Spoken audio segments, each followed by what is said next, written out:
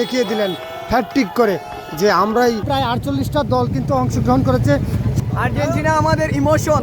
হ্যাঁ, আমরা বিশেষ করে ব্রাজিলের পক্ষে একটা কথা বলা যায় যে তারাই একটাই করবো যে আমরা 5টা কাপ।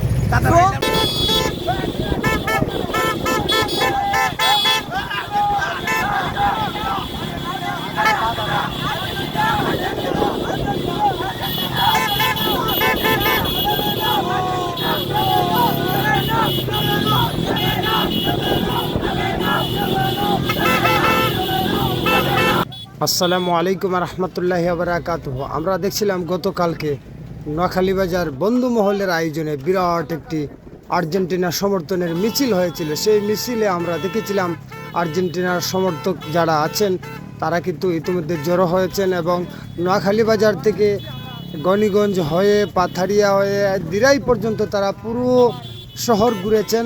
আমরা তার মধ্যে থেকে কিছু কথা নেওয়ার চেষ্টা করেছিলাম। তাদের মধ্যে যারা আছেন মারুফ সহ তাদের বন্ধুমহল যারা ছিলেন তাদের কাছ থেকে কিছু বক্তব্য নেওয়ার চেষ্টা করেছিলাম। তারা ইতিমধ্যে বক্তব্য দিয়েছেন।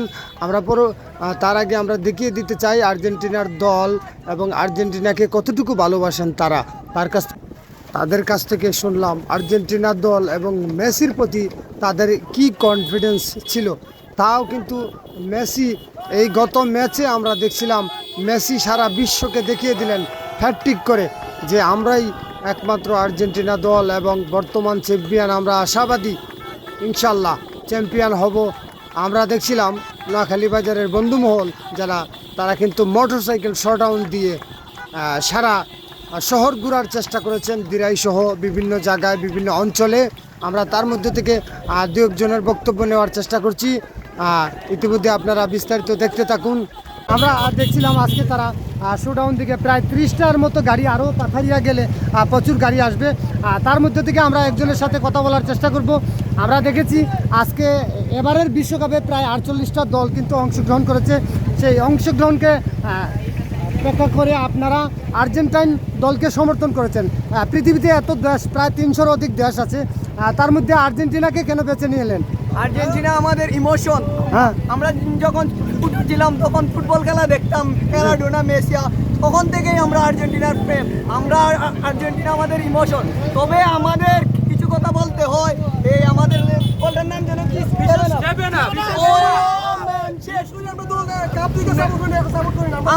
আমরা বিগ 3টে টুর্নামেন্টের চ্যাম্পিয়ন, বর্তমানে ভবিষ্যতে আমরা চ্যাম্পিয়ন হবো ইনশাআল্লাহ।